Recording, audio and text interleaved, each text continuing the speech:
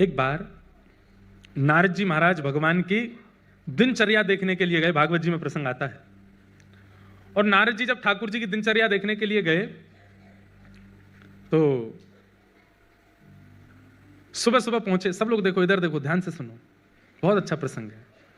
सुबह सुबह नारद जी पहुंचे तो ठाकुर जी कहीं जा रहे थे, नारद जी आ रहे थे। तो नारद जी ने कहा, ठाकुर जी प्रणाम, दंडवत, साष्टांग किया।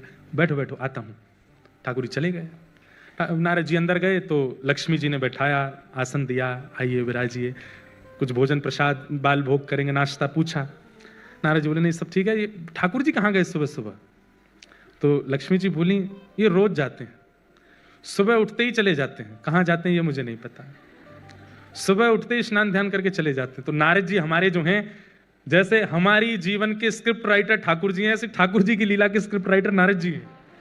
कई बार कई लीलाएं तो नारद जी की वजह से होती है ठाकुर जी के जीवन में।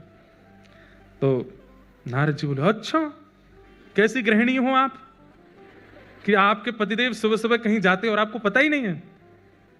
ठीक है, अब वो तो परमात्मा है, अपनी इच्छा, ना जाने क्या क्या उनकी लीलाएं हैं, हमने कभी विचार भी नहीं किया। नहीं नहीं, गलत कर रही हो आप, यहाँ आपका पातिव्रत धर्म नष्ट हो रहा है। आपके पतिदेव सुबह सुबह उठ करके कहीं जा रहे हैं और आप देखती तक नहीं हो उनकी ओर। तो लक्ष्मी जी के मन में शंका आ गई। इस शंका उत्पन्न करने वाले भी कई लोग होते। कई लोगों में शंका होती नहीं है, शक होता नहीं, पर कई लोग करवा देते हैं। अच्छे रूप में हो तो कोई बात नहीं है, बुरे रूप में नहीं होना चाहिए। नारद जी महाराज ने शंका उत्पन्न करा दी। बोले क्या करूं मैं, आप बताओ।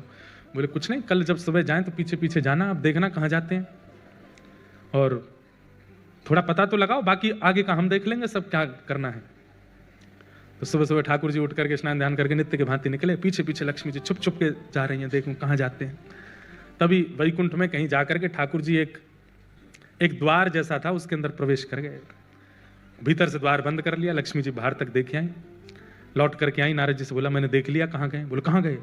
बोले यहाँ से ऐसे ऐसे जाके इधर उधर जाके वहां एक द्वार है, उसके अंदर प्रवेश कर गए। जय हो दिगंबरा। हमारे नासिक दत्त धाम के पूज्य गुरु जी पधारे हैं, बहुत बहुत प्रणाम, अभिनंदन।